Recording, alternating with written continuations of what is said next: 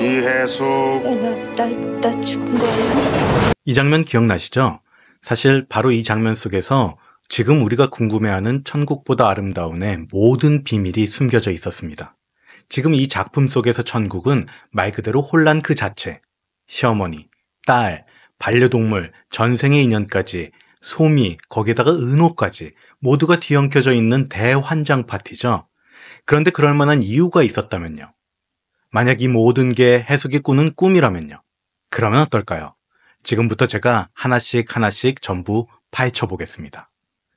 천국에 도착한 해숙. 하지만 이상하죠.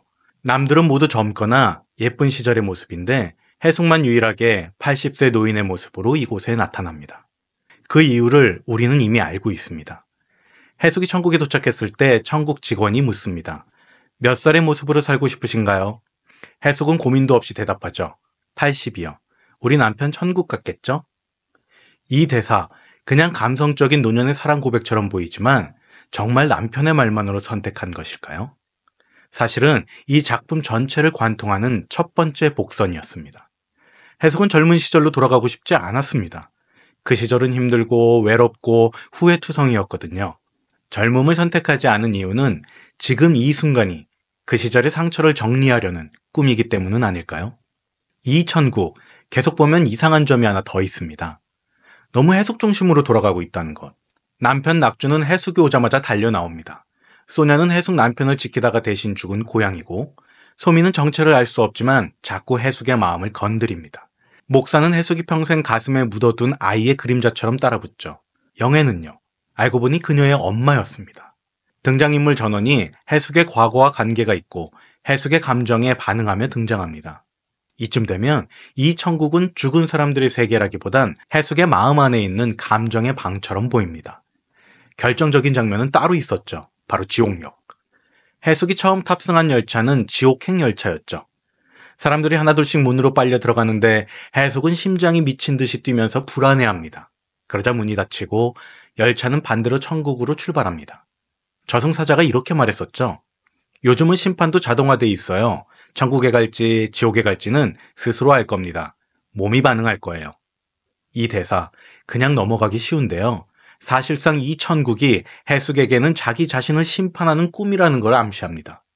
어떤가요? 신이 심판하는 게 아니라 자신의 삶을 스스로 돌아보고 남은 감정을 정리하는 시간. 그러니까 이건 천국이 아니라 죽음을 앞둔 해숙의 무의식이 만들어낸 정리되지 않은 기억과 감정의 공간이라는 해석이 성립되는 겁니다. 그럴듯하죠? 그러면 해숙은 왜 이런 꿈을 꾸고 있을까요? 그건 그녀가 아직 떠나지 못했기 때문입니다. 몸은 죽었지만 마음은 여전히 정리되지 않은 감정에 붙들려 있습니다. 바로 그 감정들이 지금 이 꿈의 공간에서 사람의 형태로 다시 나타나고 있는 것이죠. 그 감정의 첫 번째 등장은 소냐입니다. 소냐는 해숙이 키우던 고양이였죠. 남편 낙준이 죽음의 문턱에 다다랐을 때 낙준 대신 죽음을 선택했던 존재입니다. 해숙은 그걸 압니다. 그리고 이 꿈에서 다시 만난 소냐는 고양이의 모습이 아니라 사람의 모습으로 그녀를 지켜봅니다. 왜냐고요? 소냐는 단순한 반려동물이 아니라 해숙의 죄책감을 품고 있는 존재이기 때문은 아닐까요? 남편을 살리고 널 대신 죽게 만든 존재. 해숙이 자신을 용서하지 못하는 그 지점을 소냐가 대신 지켜보고 있는 겁니다. 감정의 두 번째 등장은 소미입니다. 소미는 그 누구보다 수상한 인물입니다.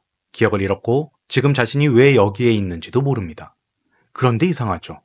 소미는 계속 해숙 근처에 있습니다. 해숙의 눈치를 살피고 해숙이 아끼는 사람들과 점점 얽혀 들어갑니다. 이건 우연이 아닙니다.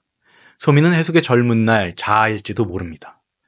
해숙이 가장 지우고 싶었던 시절, 아들을 잃고 남편을 잃고 스스로를 탓하며 살던 그 젊은 날. 하지만 용서를 받지 못한 감정은 기억을 잃은 채 소미라는 형상으로 다시 나타납니다. 자신이 누군지도 모르는 젊은 여성, 바로 해숙이 버렸던 과거의 감정 그 자체일 수 있는 거죠. 감정의 세 번째 등장은 목사입니다. 해숙은 이 꿈에서 유독 목사에게 정이 갔죠. 그에게 밥을 차려주고 죽을 떠먹여주고 어린아이처럼 보듬어줍니다. 그런데 목사가 말합니다. 해숙님이 엄마였어요? 이 장면은 단순한 반전이 아니었어요. 해숙이 과거에 잃었던 아이, 은호에 대한 죄책감이 목사라는 인물에 투영되어 나타난 것입니다. 실제로 10회에서 소미는 꿈속에서 깨어나며 우리 아가 은호야 하고 흐느낍니다. 잊었다고 생각했던 그 아이는 사실 이 꿈의 가장 깊은 곳에 있었습니다.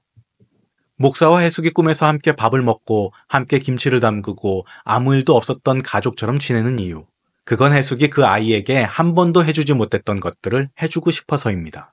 이 모든 존재들, 소냐, 소미, 목사, 그 누구도 객관적인 천국의 인물이 아닙니다.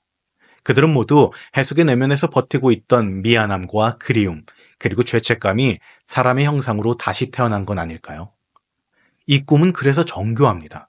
누가 꾸는지 모르지만 해숙의 감정만은 정확히 반영되어 움직입니다.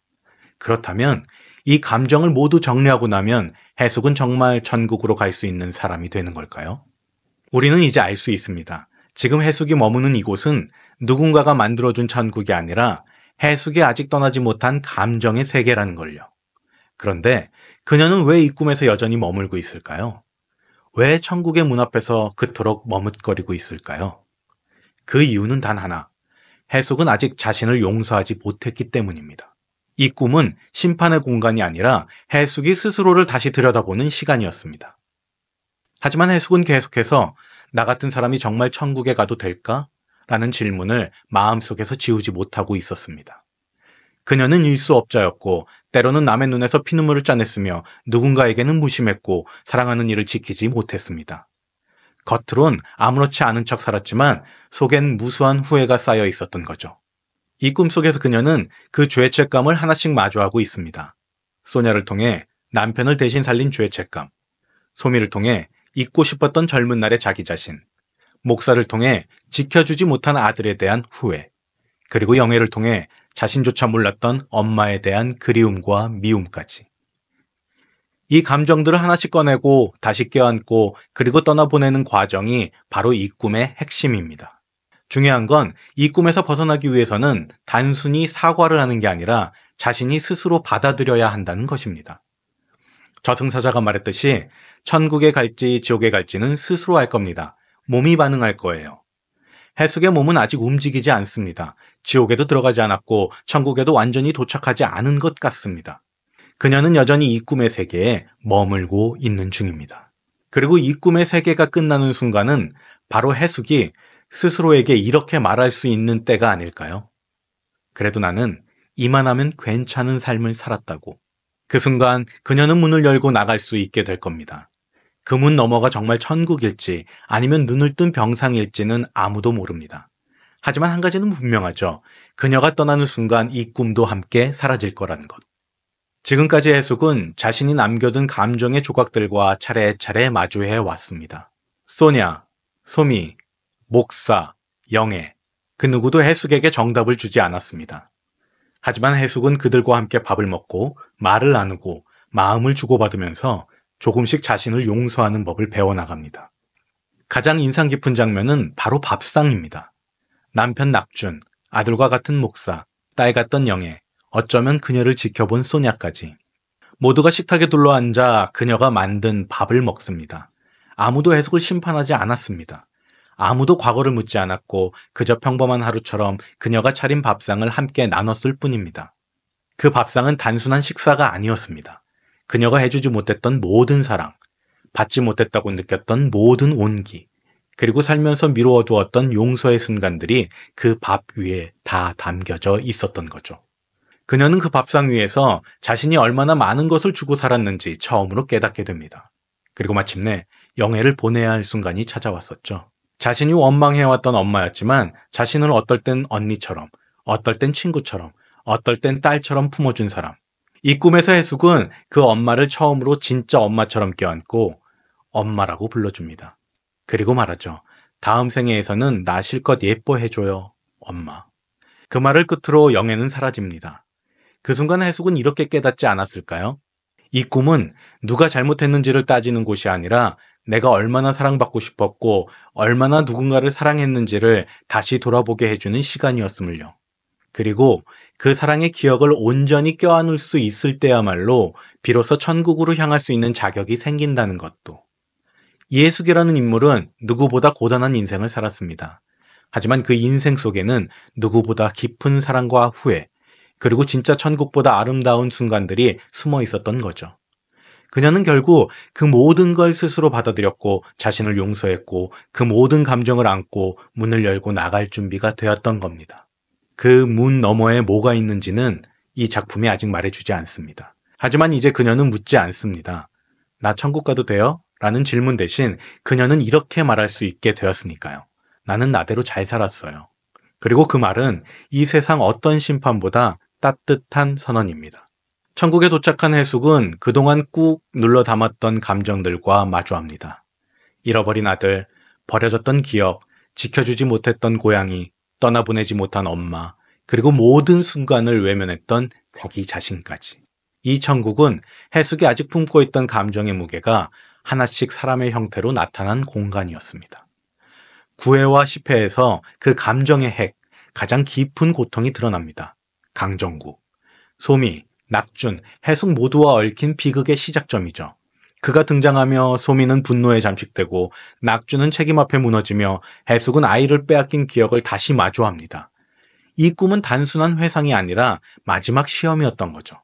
특히 목사로 등장한 인물이 잃었던 아들이라는 사실, 그리고 소미가 그 아이를 잃은 젊은 해숙의 죄의식이라는 사실이 드러나면서 해숙은 자신의 삶과 정면으로 마주하게 됩니다. 천국 로또에 당첨되기 위해 거짓 모자극을 연기하던 해숙.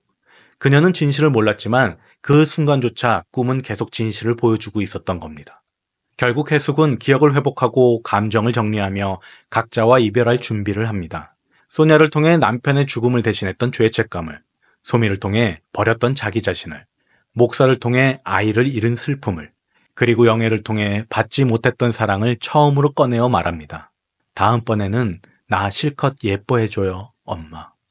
이건 단순한 작별이 아니라 평생 남을 위해 살았던 해숙이 처음으로 사랑받고 싶다고 말한 순간입니다. 그제서야 그녀는 묻지 않습니다. 내가 천국 가도 될까? 대신 나는 나대로 잘 살았어요. 이건 누구의 심판도 아닌 스스로에 대한 가장 따뜻한 용서입니다. 천국보다 아름다운이란 제목은 그녀가 깨어나기 전까지 머물렀던 이 꿈의 이름이었을지도 모릅니다.